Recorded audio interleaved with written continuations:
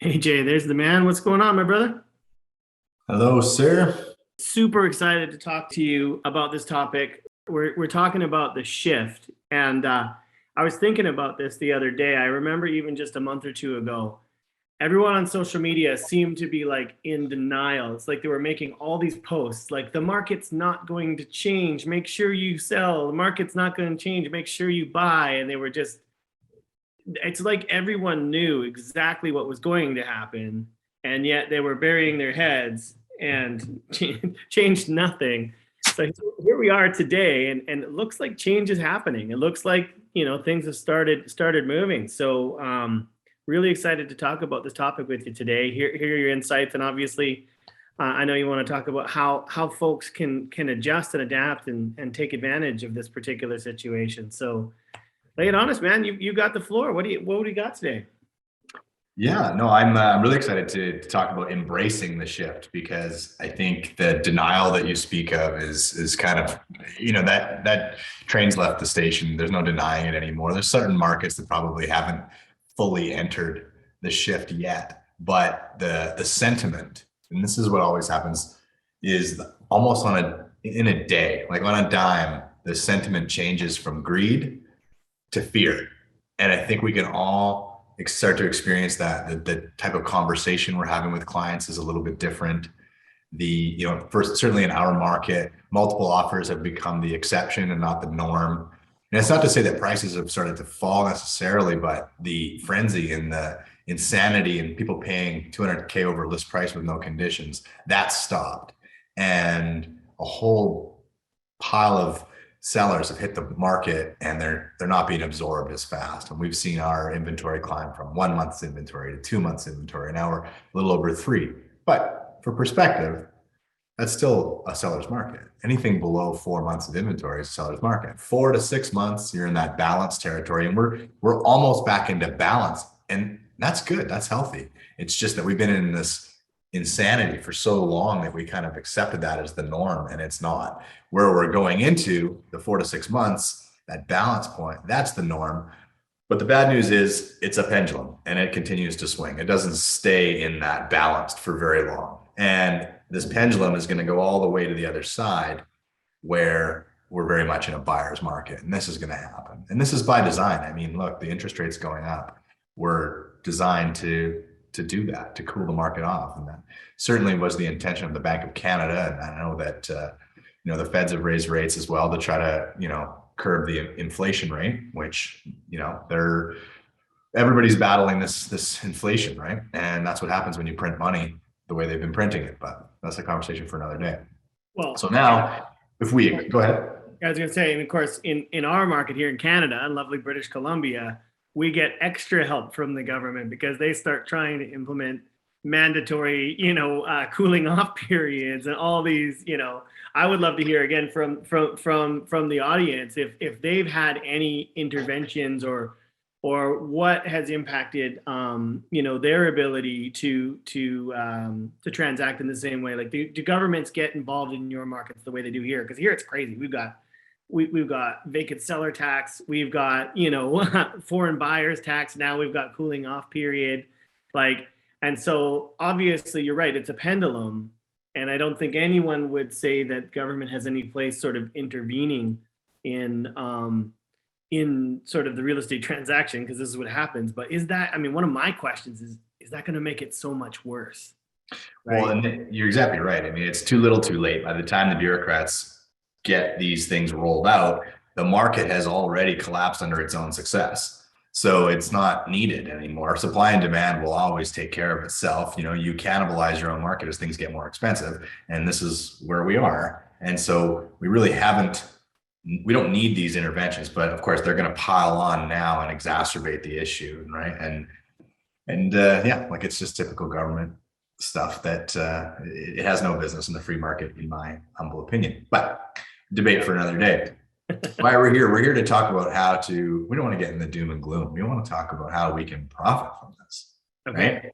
And it's really just a matter of embracing the fact that, okay, we're here and that there's a different set of skills, a different set of habits, different set of attitudes that we need to bring to this. But there's no reason why this needs to negatively impact our business. In fact, quite the opposite. This should be the opportunity that we've been waiting for. This really is a massive green light to do a number of things that, you know, we haven't had to, because the market's just been so good and so hot that it's been this slack adjuster, or it's made up for all this bad habits. And, you know, the market has been playing offense for us. So we haven't had to pick up the 10,000 pound phone. We haven't had to really be that tight when it comes to our systems or our processes or our client experience, because there's so much urgency in the market that it's really just all about, you know, trying to keep our heads above water. But now we get to actually build a business. And that's what I'm most excited about. And so I'm going to walk you guys through 8 reasons, first of all, why I think that this is an opportunity, just to kind of really work the mindset. And then we'll dive into what I believe are the 5 keys to success in this, let's call it the new normal. So number 1, the first reason why I like a changed market or a shifted market is I'm a type of person who likes to feel valued. Particularly, you know, if I'm offering a service, I want that service to be valued. I don't want people to perceive what I do as, you know, being paid too much for too little. And what I like about a market where it's either balanced or even perhaps slated towards the buyers is that you get an opportunity to really show your skills. You get to demonstrate your value. And so what I mean by that is, let's just say hypothetically you're working with a buyer, for example. Well, in the market we've come through, the only real advice you could give them was, I guess you got to step up and pay big money and have no conditions. So how much can you pay, right? That's not great advice that people are really excited that you're getting a big paycheck for, right? And so the flip side of that is now there's going to be better pricing that we can negotiate and better terms. And we get an opportunity to protect. We get an opportunity to negotiate. So what I would say is make sure that negotiating is one of the number 1 things that you're working on, because it's a very referable skill. It's very tangible. It's where you can really demonstrate your value. But that's how we help buyers. And I think in a buyer's market, we definitely get a chance to put our cape on and be valued. Now, at the same time, sellers don't have this opinion that, you know, their house is going to sell itself and realtors only get in the way and grab a big chunk of their equity. Now they're of the belief that, okay, I better bring in the big guns. And this is an opportunity as well to position yourself as the person who has the plan, because they've now recognized that, you know, this, even a turkey can fly in a windstorm market, that's over. Now it's, okay, if I want to get my house sold and I want to get top dollar for it, I need to bring in the professional. So by positioning yourself as that pillar of strength, by positioning yourself as the professional, then you will attract more business and they will value you much more. Right. And so you're valued on the buy side, you're valued on the sell side. So I have a question on that, on the sell side. So like, I think we all recognize that sentiment that the sellers have, like, you know, the market's so awesome, I don't need a realtor, you know, everything will sell, I just have to put it on the MLS. Is kind of where they've been, right? And obviously there's been a lot of other, you know, more so in the US and Canada, but a lot of disintermediaries who have been like, okay, cool, we'll help you with that, whether that's Open Door or whoever, right? How long is that? Because obviously, just like I was saying earlier, the realtors don't want to let go of the market's amazing, you know, conversation. How long is it going to take the sellers, in your experience, to adjust to the new reality that, hey, you do actually need a professional? Is it like, do they have to hire the wrong realtor first and then not sell and then learn the lesson? And then is it better to be in second position now? They've had to learn that lesson? Or like, how long does it take for them to realize you're not getting multiple offers and it's not your realtor's fault, right? Like, yeah, that's a good question. I mean, going back to, you know, in 2008, 9, I recall our business really growing because we were getting that second time around listing. We were getting the people who had tried with so-and-so, didn't work out. Now they came to us. What I'm finding now, and it could just be a byproduct of the fact that I put out so much content about the market, and I've been talking about the shift now for over a year and how it was coming and we should get ready. I'm finding that the sellers that are coming to me, they've already got their heads around this. Now, it could be because they're consuming my content, but they are showing up. People that I'm talking to and that my team's talking to, they're showing up well-conditioned. They're like, I guess I missed the mark. I don't want to chase this downward. Tell me where I need to be. Give me the advice. What's the marketing plan? Let's go. So they're not pie in the sky. We're talking to some really realistic sellers now, which I'm excited about. And, I don't know if it's because they've been, like I say, digesting the content and that's been tenderizing them on our behalf, but they are showing up in full acceptance. So that's kind of promising. Now, I remember listings for you guys are up year over year, aren't they? Or at least from the web? Yeah, definitely. That's awesome. So that kind of rolls into the second, second reason why I think we should embrace the shift. When we talk about value leads to the conversation around price. Now, in an overheated market, there tends to be commission pressure, downward commission pressure. People want discounts because they don't think that, the home selling itself in a day warrants your full fee. And so you get these commission pressures. And so as a consequence, that's compressed, I think, the average commission quite a bit. In a market where we're more highly valued, I think it goes the other way. This is the opportunity to not just return to what the industry norms were before things got mental, but actually to consider how you might increase your fees to more than what the average person is. Because if you're not average, if you're offering a better service, if your marketing plan is truly better, if your negotiating average is truly better, and you can quantify and demonstrate that your sellers are better off with you than the average agent, then why would your fee be the average? Why would you? So it's time to start ratcheting those fees up to be commensurate with the value that you offer. Now, if you don't offer a ton of value, then that's step one is let's beef up your value proposition. But if you have that, now it's time to get paid what you're worth. And so I think that's a huge advantage in a balanced or buyer's market, is that you can stand tall behind your pricing. When you go into a listing presentation, they ask you what your fee is. You don't have to pussyfoot around. You tell them my fee is boom. And it's, is that normal? No, it's actually a little higher than normal. And you just be confident, and they'll go, oh, why is that? And you say, well, I think we just went through the listing presentation. I can assure you that's the best in the business. It's important that you get somebody that knows what they're doing right now. This is a pretty important sale to you. Am I right? Yeah. Right. You can stand tall and have that level of conversation with them because they need somebody like you right now. And so we pushed our pricing back in 2018. We added a 0.5 percentage point to our pricing. That was the last time the market got a little challenging, and we've held. We actually haven't reduced our fee, even though there's been downward commission pressures. And now we're looking at raising it at another 1%. And we're just trying to beef up the value exchange so that we have a premium offering. And what we're currently offering will become our mid-tier product. So that was going to be my question: is what's the number? Based on so someone says, I think, I know commissions are all negotiable, but in the U.S. in a balanced market, it used to be an average of 3%. So a seller says to you now, like, hey, the other guy's going to list me for 2.5%. Why would I go for you at 3 or 3.5? And that's so your suggestion there is really just help them understand that you're going to get 2.5% of value as opposed to 3.5% of value. Like, how does that? Well, look, price is only ever an issue in the absence of value. And so with properly demonstrated and clearly articulated value, and this comes down to your listing presentation, then price is no longer an issue, right? They need to see you as an investment, not a cost, right? Your incentives are aligned to get the most amount of money for the property, and you've got a plan that is going to get them there.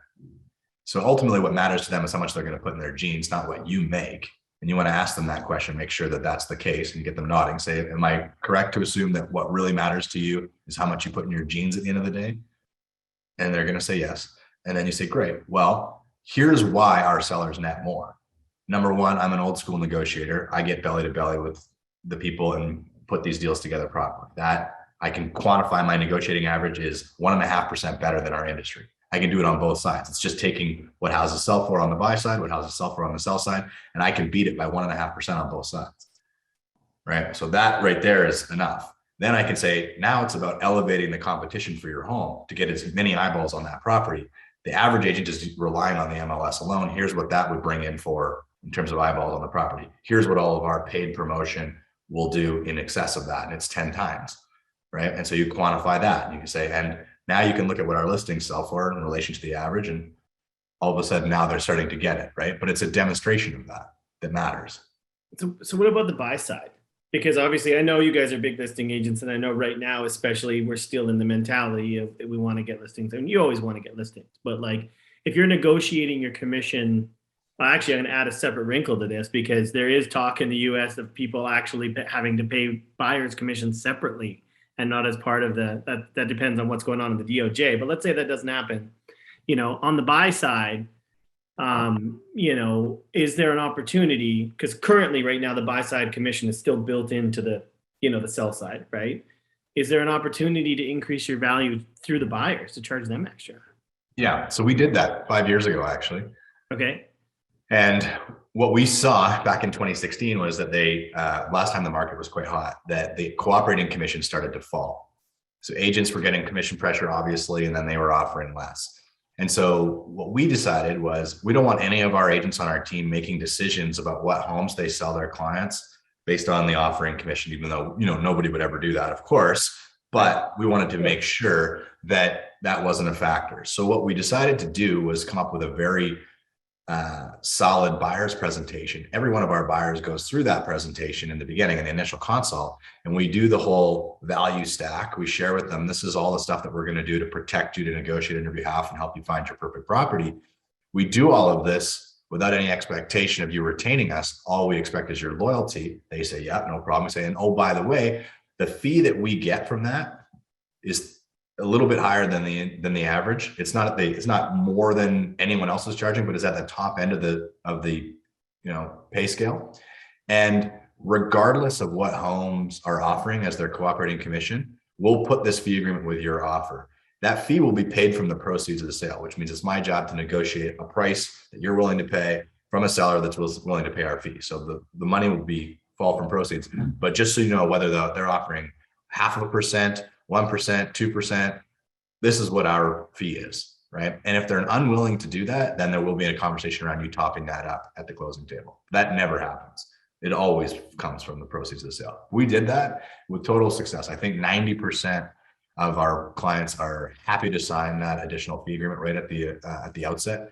Again, going back to what I said before, which is price is only an issue in the absence of value. So the buyer presentation has to be strong.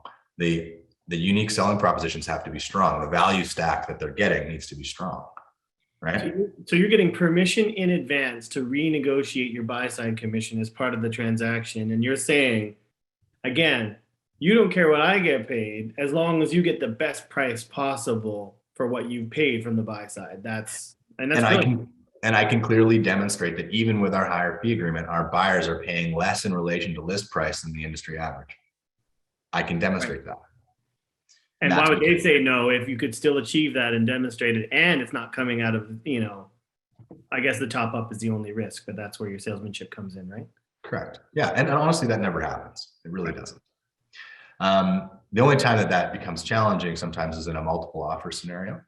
And so we've had to, in those times where we've been in multiples, a fair number of times we've had to back off on the extra commission. And that is why this return to normalcy, so getting back on track to what we're talking about here today, is why we should embrace this shift. This is no longer going to be a problem for us because, as I said, multiple offers are the exception now, not the norm, which means our fee structure, again, we'll see our average commission go up just as a natural consequence of not having to play the discount game anymore because we're in multiples. Right. Exactly. Cool. The other thing, and maybe you can tell me what your experience was with this, but I go based on the assumption of some of the other advertising that I do, is that it will get cheaper as people will leave the market, as there's less revenue, billboards, TV, radio airtime, everything will get discounted. Yep. Do we find the same thing with Google PPC? The auction will get a little cheaper eventually. Yeah, I mean, that's the hope. I mean, so what we've seen year over year from an AdWords perspective is across. So we service about 200 markets for perspective, right? 200 different markets. So we've got a really good sort of cross section of costs, and almost exclusively cost per lead has gone up, as you would expect. If the market has gone up and up and up, more people want to get in the game. There are more realtors, and quite frankly, more less experienced realtors. And so when it comes to pay-per-click, the most dangerous realtor is the less experienced realtor, right? Because they have no idea what they're doing. And because they don't know all the other stuff, the only thing they can do to get their ad up there is pay more. And so that it's an auction system. So that naturally drives the cost of leads way higher than they should be, right? So across the board, and you know this in your market as well, leads have gone up significantly, sometimes 2 to 3 times in terms of the price. It's not driven by any other factor than the price someone is willing to pay for a click. So what happens in these markets, as we know, and again, it's sort of that same question I asked to you. I think you're asking to me, how long will it take for prices on leads to go back down? It's how quickly do those people who shouldn't be in the auction in the first place get out of the auction, right? So it will happen for sure, because we're going to lose realtors as this becomes less easy, right? In you know, from some perspectives. The massive jump in a good market to realtors, we always know we're going to lose a percentage of the realtors as things get harder or people start having to demonstrate their value, et cetera. So absolutely, it'll start coming down, and it'll also start coming down because we're now on the tail end of the spring market, right? So we've got this double whammy. Prices are going up, spring market goes up, cost per lead goes up. But now it's going to be really interesting. And quite frankly, this is the best time for us, you know, for a lot of reasons, to start getting people to lean into this shift as well, because, you know, the opportunity is going to be, you know, those leads are also more valuable, because right now you get a lead and you're like, awesome, let's build a relationship. I have nothing to sell you. Or that's what it was 2 months ago, right? And that everyone, I think, love to hear from folks in the chat, but that's probably how it's felt, right? You get a lead, it's real. That used to be the hardest thing. You're willing to talk to me. It's real. It's, you know, they want to buy in 90 days. They're pre-qualified or they have cash or whatever. And sorry, I got nothing for you. So you really have that sentiment that you paid a lot more than you should for a lead, and you can't do anything with it. Sure. And so this is the swing or the shift for us. Leads are going to get cheaper and will be perceived as higher quality at the same time. But the simple fact that most agents don't convert leads at a profit, they just don't have the systems in place to do it, is going to mean that since they're already not profitable and they're going to see an income drop here pretty quick, the first thing a lot of people are going to do is nix their marketing budgets, which is the wrong thing to do. And that was sort of leading into my sort of next point. So number 3 is marketing is going to get cheaper and advertising is going to get cheaper, which means it's time to load up the truck, right? This is the time, this is the buying opportunity. There's going to be a consolidation now of players. There's going to be way less agents in our industry, and there's going to be a consolidation where the clientele will gravitate towards the strength, as I say, and there's going to be an unfair advantage for those that hold their position or maintain their position from a presence perspective. So, you know, it's not the time to drop radio. It's not the time to drop TV. It's not the time to drop your PPC or your SEO. Like, this is the time to be omnipresent, because people now are actually looking for, because subconsciously the person that can afford to advertise appears strong. And what happens is the clientele out there, whether they're selling or they're buying, recognizes that what they need now is good leadership and they need strength. And so they're going to subconsciously be attracted to the person that holds firm, right? And so I say, go a step further than holding firm, ramp up. This is the time, because this is when you gain an unfair advantage and you get a disproportionate amount of market share. Because what happens is when it swings back around, even if all you did was hold the fort and not shrink during that period of time, which might take more marketing and more activity, but your percentage of the market, if there's 35% less sales and you stay even, you've grown 35% by not losing any ground. And then when it comes back the other way, that's where you get the exponential growth, because you already have that market share. That market share will not be reduced because there's more deals. You'll just do a lot more deals. Does that make sense? Yeah, and of course that's where the thought leadership comes in, you know, changing and tweaking that message to be like, not only do you perceive me as omnipresent, but as a leader in educating them on the market, right? Not bullshitting them and saying, I'll give you the highest price and it's easy, right? And nothing's going to change. Like those realtors that I was talking about at the beginning of this call, where they're still on social media saying, nothing's going to change, everything's fine, it's going up, up, up. They are harming their brand, in my opinion, because the consumers, realtors already know that's not true. Consumers are going to know that's not true real quick if they don't already. Right. And to your point, a lot of yours are already coming to you. So people want honest advice. They don't want rose-colored glasses. bullshit. They want honest advice. It's just like if you go to a restaurant and you're about to order an appetizer and the waiter says, I wouldn't do that. Right? Now you trust this guy to sell you an entree properly. Right? And it's the same thing. If you're the one saying, hey, look, you know what? I'm not going to be the guy telling you it's going to keep going up and up. I'm going to tell you, there's probably certain people who shouldn't buy. And there's some people who shouldn't sell. There's some people who should sell right now because it's really important that you do this right now. Otherwise, you're going to lose a lot of money. Right? It's real advice. Right? Yeah. And that's what people are looking for.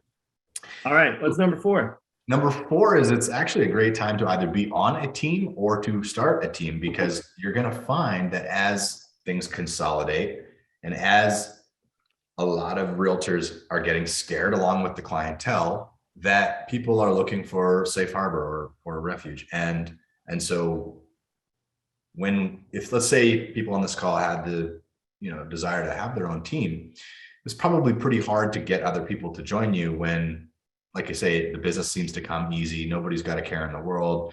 Interest rates are cheap. Debt's cheap. There's just not a lot of fear. Everybody's in greed mode. And so why would anybody want to kind of join your team and, give up that perceived split? Whereas now, again, because the sentiment will shift from greed to fear, what people mostly are concerned with is safety, right? And so people will gravitate towards strength and safety, just the way the clientele will, so too will realtors.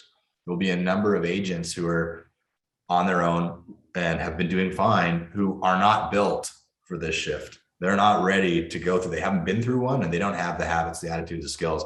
And they're going to realize they're going to go, okay, 2, 3, 4 months without a paycheck. They're faced with a choice. I either join forces with somebody who knows what they're doing and can navigate me through this, or I get out of the business and get a job.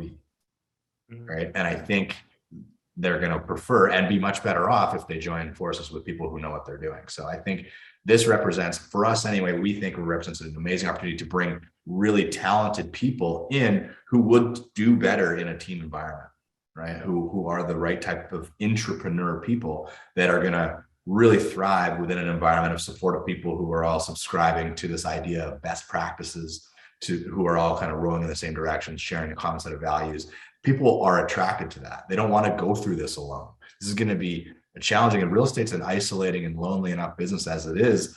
Add a market shift to that, it's almost like demoralizing. So for many people, this is your time to step up and be a leader, not just in the marketplace to the clientele, but also think about your colleagues and how many of them could use that level of leadership and would join forces with you and make this win-win. Yes, you're going to make money off of them, and yes, they're going to make more money and have a better, safer existence because of you. So I think it's. So, I don't mean this to be self-serving, but would it be fair to suggest that the differentiator is because obviously process is important on both sides of the market, but is because we talk about marketing, obviously, if we're helping people figure out who they should get on their team, it's people who can build great relationships and transact but are not good at marketing. So is marketing that differentiator where you want to go, listen, either you're really good at marketing and so you should start a team, or you suck at marketing and haven't had to do it, and so if you suck at marketing and haven't had to do it, you really need to join a team? Is that kind of the? Yeah, I mean, to put it a different way, people will come for the leads or come for the opportunity, and they'll stay for the support and the systems and all of that. The support and the systems won't be why they come. They'll come for the opportunity. So that needs to be obvious, which means you need to have a surplus of opportunity. And the only way you're going to do that is by building a marketing funnel that brings you clients on demand. And the only way that I've been able to do it in a scalable way is with pay-per-click marketing through our REW website. Not to give you a shameless plug, but that is still by far, and I've tried freaking everything to build a better funnel, and I have yet to do it. This is the number one way to do it, but you have to have more than you can eat as a single agent. No one's joining your team if you don't have an abundance. But the best thing about pay-per-click is turn the dials, and it just creates the abundance, provided you have the system to convert. Right? Yeah, and that does scale in any of the other, again, for our US friends, if they're also already finding success with Zillow leads, for instance, they can take more markets, et cetera. 100%. That's an REW thing, or Realtor.com leads. And things like radio and TV, it sounds like even though they're not as quantifiable, you might want to double down on your spots on that too, right? And we're going to take on a bigger position in our outdoor. I have 2 billet boards right now. We're looking at 2 more. We've ramped up our TV probably 3x. We're going to take more radio airtime. more stuff on our local Castanet, which is our local news website, more omnipresence. But what I've found is there's actually a correlation between the more I spend over there, the cheaper my clicks get, because people recognize it. Yep. Right. And so if you have a recognizable name, they're more likely, you don't have to try as hard to get them to click. Exactly. So Google will reward you for that. Click-through rate. Yep. That's part of the quality score algorithm. Let's talk about, you mentioned this for a second, but one of the advantages of this, and we'll call it number 5, is it's actually possible to help buyers, right? You touched on this for a second. Like when we were getting these leads before, it was almost as if they didn't have a house to sell first, we weren't really that interested because we knew we'd be disappointed. So now these leads become a lot more, and they're much cheaper to generate a buyer lead than it is to generate a seller. We know this. We'd love for it to be the other way, but that's just not the case. So having something to sell that person is very important. And so that is a big reason why a lot of people's conversion was suffering was, yeah, they could get the leads in the funnel. They could get to the point of getting that person on the phone. They could convert them to the point where they're ready to rock and roll, but nothing to sell. Now the rest of the funnel can be completed, right? You're going to need a different set of skills. You're going to need to be able to create urgency where the market offers none, right? You're going to have those leadership skills to bring someone safely through the process, make sure they don't get disconnected and get, the birds don't get them by telling them that it's a bad time to buy. You're going to need to be that person, but you actually can have an end-to-end service now where you bring the buyer leads in, which is the easiest thing to scale. It's the easiest type of lead to build something that's systematic around, right? So yeah, I think there's always, unless you have a multi-million-dollar budget in a small market, there's always a surplus of buyer leads. You can always get more, right? From that perspective, that's the cool thing about them. But I think the other big thing to think about, and predominantly, as you know, my wife Carly has come online as a buyer's agent, right? We deal with a lot of luxury buying properties and stuff like that. Like we felt that impact too of like, it's not just frustrating for the buyer to not be able to get a property. It's also demoralizing for the agent, right? Where, so I'm hoping that people will be able to, meditate and reset and go, okay, change their mindset, because that mindset shift could be the double accelerator. You got listings to sell now, which is awesome, but you also need to get out of that slump real quick where you're like, you're starting low every time because you're like, okay, I got to go through these buyer leads. That's not been a fun process. No. Right? It's been a very demoralizing process and very frustrating process for the agents themselves. So I think the agents who can do that reset quickly and get excited, convince themselves that this really is the time. Watch this webinar a bunch of times and believe the shift. I think that's one of the most important things. If you get yourself in the right mindset, your next buyer is a great buyer.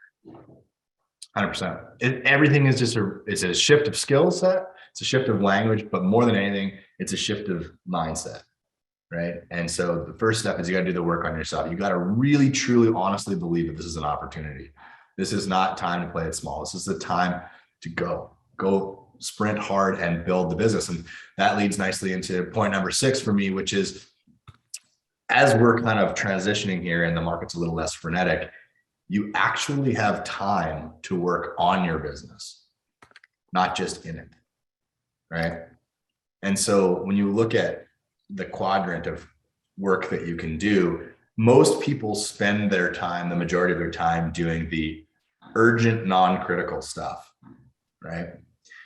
We get to shift and now work on the stuff that is critical, but not urgent, right? Building a listing presentation or putting in the systems around buyer system, your buyer system, systematic approach. That's not going to be urgent ever. That's never going to scream at you, but it's very critical to you scaling your business. It's very critical to you having success with any kind of lead funnel, but it's always on the back burner because we're just trying to keep up. We're just spinning plates, right? Trying to keep the plates spinning. Well, now this little bit of calmness actually gives you an opportunity to work on the business and put these systems in place and to really figure out what your value propositions are going to be, how you're going to communicate that, what's going to be your communication strategy to the market, like this high level thinking that you can do where you slow down and actually think about this. How do I want to be perceived? What do I want to be known for in our community? What's the parking spot that I'm taking from a marketing perspective, and how am I going to communicate that? This is now you actually have time to do this, right? And the airtime you're going to buy is going to be cheaper and less competitive. And the clientele is going to be more receptive to hearing it, right? So there's a number of really things that all kind of work together in this, but this is the time to work on your business 100%. And so make sure, you're investing in yourself. This is not just investing in marketing and leads, invest in yourself, invest in your business, make those investments. Right? You've just come through a period of abundance. Hopefully there's a little bit of capital set aside. This would be a great thing to reinvest some of that capital in, is your business.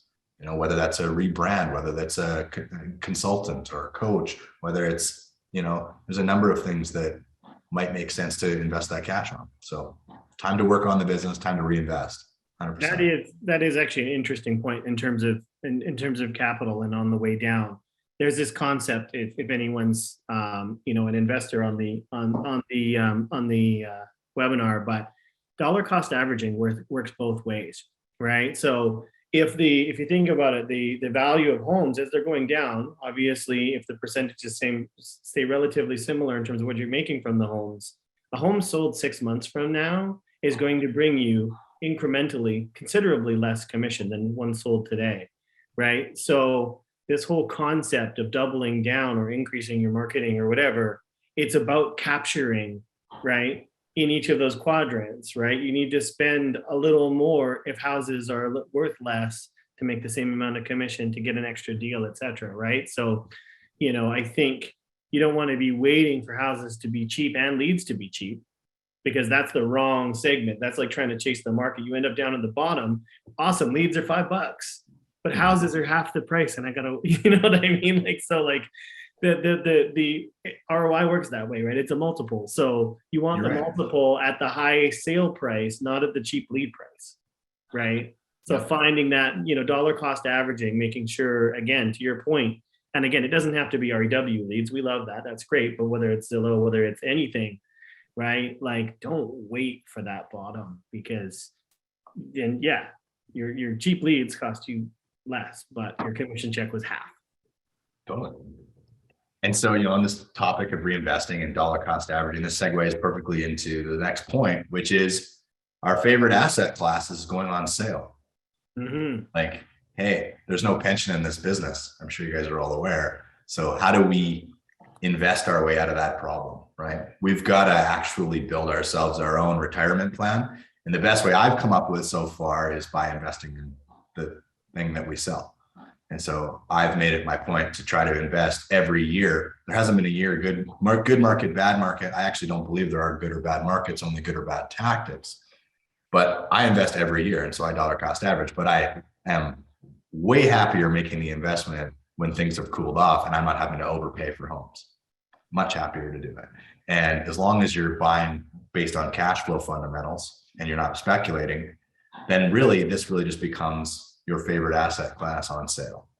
And so this is the time. And the cool part about it is, because you're an expert, then you probably know certain creative strategies that will give you an unfair advantage when you're out there looking for nice properties. There's going to be sellers who are willing to do vendor financing. Most people don't even know what that is. There's going to be sellers who will look at lease option deals because they're in that space between, okay, I've tried to sell my house, it didn't sell, I'll go directly to renting it, right? Well, there's actually a spot in between, right? Where you can step in and say, well, look, I'll be your tenant with an option to purchase, and I can take it over 2 years, right? There's lots of cool ways to acquire property when the market gets challenging. So for me, I love this because all the creative stuff that I know falls on deaf ears when the houses are going in bidding wars. But suddenly now people are going to be amenable to these different strategies. So that is the point of all points today. Is this is not the time to join the masses with this idea that, oh, we're not in a feeding frenzy on real estate anymore. It must mean it's a bad time to buy real estate. Actually, it's quite the opposite. It is the best time to buy real estate, is when you can get price and terms in your favor. So do the uncommon thing and then counsel your clients. And the cool part about it is, and whether you say it or it just comes through you, is when you actually take this position yourself and put your money where your mouth is, people will feel that confidence and that level of leadership and follow you right? This is why I built up all these investors. Is back in 2008 when things got really ugly, I started buying. And so everyone was like, oh, well, what's this guy doing? Well, I'm buying stuff for foreclosures. I'm buying things that have, need rehabbed. And so people were like, well, if he's doing it, I guess it's a safe thing to do. Right. And so that leadership, people follow, they watch what you do, not what you say. And so you should eat your own cooking is what I always tell my agents. Like, look, this is what we sell. If you don't buy it, if you don't like the asset class, why are you selling it? Yeah, and it gives you the flexibility, right? So, I mean, you and I both have been investing in for a long time in real estate. We took a slightly different approach on, for our real estate company, where because we had, invested a lot in significant assets, as things got untenable from a purchase perspective, we had the option to improve our properties. So we were still investing in real estate, right? But we were taking our fourplexes and we were rehabbing them. You know what I mean? We were improving them, we were increasing the value. So it still very much was that rewarding investing in real estate, et cetera. But we had the flexibility. Or some of our personal properties where, like, listen, if we feel like we're slightly overpaying, we can invest in those properties, increase their value, et cetera, right? And so you got to have the asset class in the first place to be able to have the flexibility to do those things. And candidly, some of our things we were able to exit because of that, right? At really good times for really great profits. So, improve, sell high, let this market, buy on the way down. We're going to do it again. Or improve and refinance, which a lot of people do too. Take your gains by way of tax-free debt, right? Yeah. Especially when debt was cheap. Yeah. Oh yeah, the 2%. I'm gonna miss that. I know.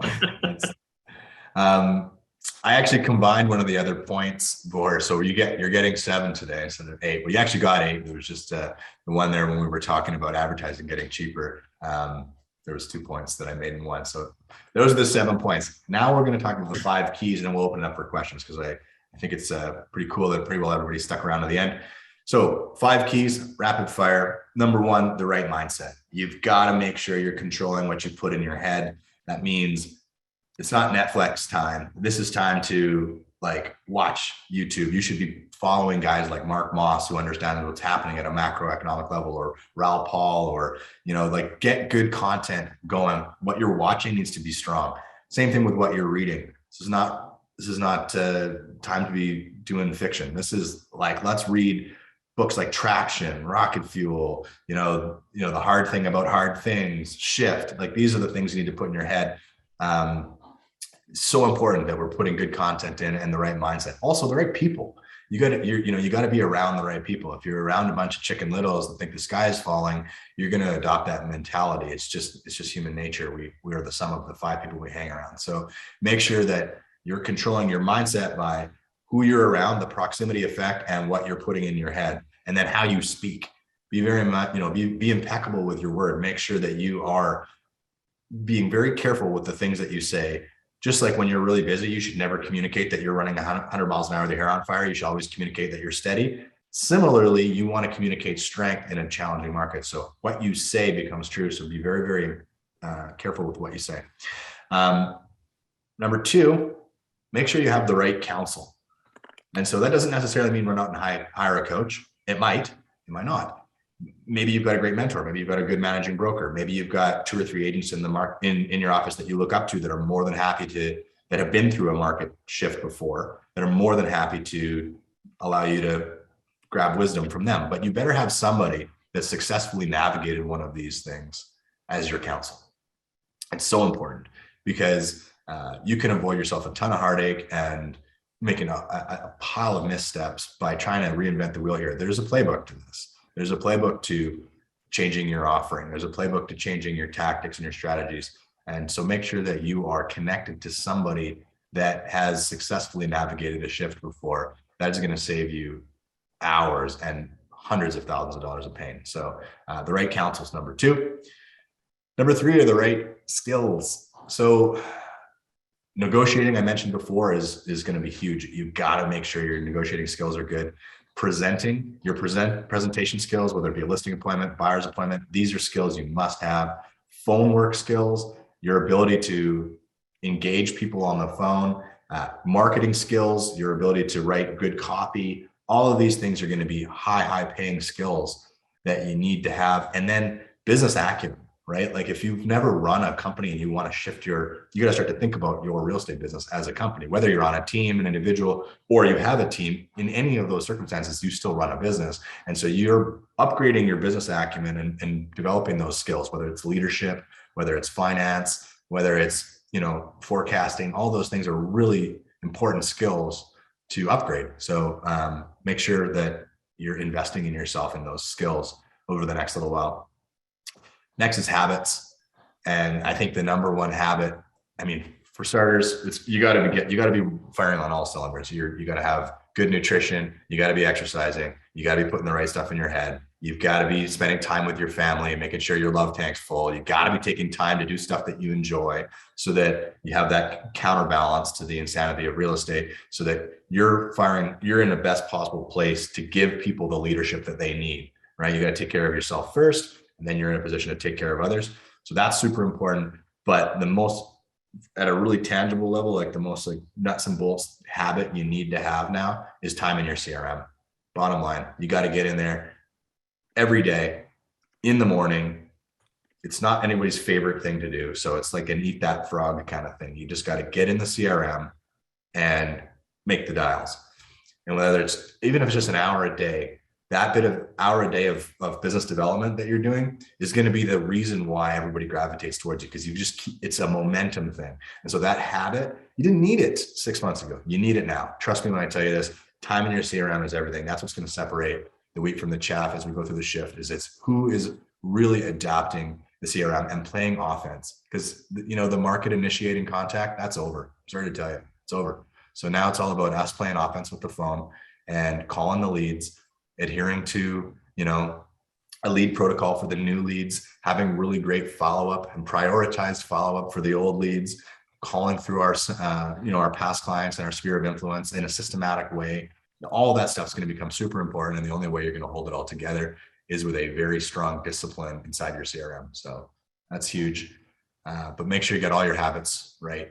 And then number 5, and we'll kind of finish with this one, is strategy. Make sure you got the right strategy. This isn't a time to kind of do this ad hoc or, everything I've been doing for the last 2 years, I'll just keep doing it. You need a new strategy. There's a very specific playbook for dominating in this type of market. And you need to have those strategies, and you need to have those plays. You need to have solutions for people that didn't exist 6 months ago. You need new solutions, right? And so you need to be able to communicate those solutions properly. You need to have a slightly different business plan than you needed before. So there's a whole bunch of things that, all boil down to good strategy that you got to make sure you're having. So tying back to good counsel, make sure you've got somebody in your world that is providing you with that counsel and can give you those strategic pieces that you need to dominate this. But there you have it, guys. 8 things that are going to help you come out on top, and 5 must implement keys to success. Let's open it up for questions. I have a habits question, and I'm guilty of it too. But I know a lot of us, so we live in a place, this is happening right now. It's sunny, it's green, it's beautiful, and we haven't had it for a long time because we're in a seasonal, rainy, and I think this is the same for a lot of folks. Clearly there's opportunity in front of us, but also we're coming out of COVID, right? And we have been for a while, but it's opening up more and more and more. The sun is coming out. People are social. There are all these other things that are going to pull you away from good habits and from capitalizing on this market. So what do you say to your agents who are like, okay, that's awesome. I get it. It's going to be great. But, also surf's up. Totally. Yeah, I get it. I would say first, prioritize the fun, prioritize yourself.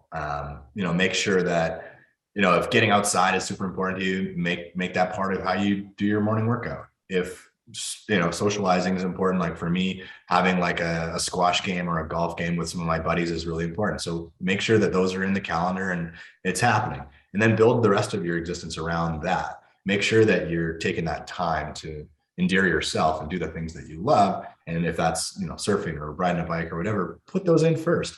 And then after that, it's time to get to go hard, right, in your business. And then the next piece is, what's the priority there? Priority has always got to be business development. And there's nothing more important that you can be doing than spending time in your CRM.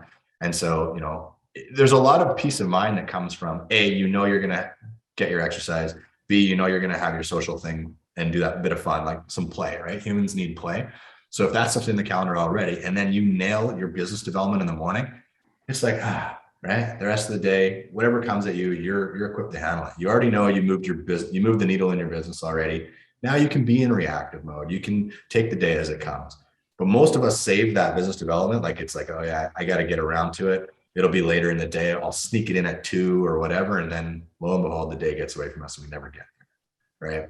So to your point, prioritize the fun and the play. To my point, prioritize the business development in the beginning. All about balance. Balance of both. All right. Julian has a question here. What are some of the best practices for improving my negotiation skills?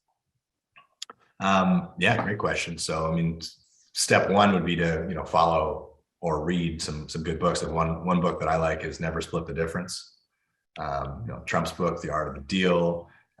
There's another book called Bare Knuckle Negotiations. There's a lot of great books on negotiations. I have if anybody wants it, I've got a kind of a negotiating playbook that we run. Just all you have to do is email me and I'm happy to send it. But once you kind of pick a strategy that you're going to follow, and you should understand things like bracketing and rebracketing. You should understand concepts like the front porch where you ask for things you don't really need.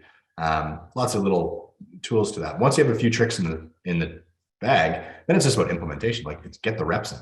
So going back to insisting that you get a chance to present to the sellers in person to person, that kind of went away a little bit with technology, and then was further exacerbated by COVID. But most people will let you in their house now and allow you to breathe their air. So get back in front of them and present your offer. Our team has like thousands of stories of getting offers accepted that were even lower than other offers that were in the picture, because the sellers connected to the clients because we make them endearing and appreciated us taking the time. And there's so many equity sellers right now that I call them equity sellers because they're baby boomers. They've been in the market for a long time. They're sitting on a lot of equity. They're old school. They miss the days of the people coming and being kneecap to kneecap with them. They really do miss the carbon copy contracts that existed 20 years ago when I started in the business. They miss that. They want all the tech savvy whiz bang stuff on the marketing side, and on the service and on the core competency stuff. They still want that personal touch, and they want to see these skills demonstrated in real time. So it's going to go really, really well for you if you invest in negotiating, read the books, and then just get the reps in. Go out there and start doing it. Martha has asked for the negotiating info. I'm going to pop in AJ's Instagram here, Martha. So you can always reach out. I think it's info@ajhazzi as well.com, right? Yeah, I like the idea of everybody just following me on Instagram because then we can chat in DMs. There you go, @BW Academy. And guys, as a reminder, as always, if you're loving this content, make sure you do a quick Google search, find Vantage West Academy, give them a 5-star review. Can't believe anyone misses carbon contracts. Yeah, so guys, we've got a few minutes left. If anyone else has any other questions, Julian had a question. Pop them into the chat. I'm sorry, who had a question? Julian had a good question there. He said, can I expand on the point about positioning our service as an investment? Yeah, so obviously this has to be quantifiable. So what I was saying before was we can take what our average buyer pays for homes and take what the average person in the industry is paying in relation to list price, and there is a spread there, and that goes to that speaks to our negotiating ability. And so the buyers can see that we know how to negotiate better for them. On the flip side, same thing with sellers. We're able to say, look, even the market we just came through, the average listing was selling for 100.3% of list, which is full price and then some. But our listings were selling for 103% on average.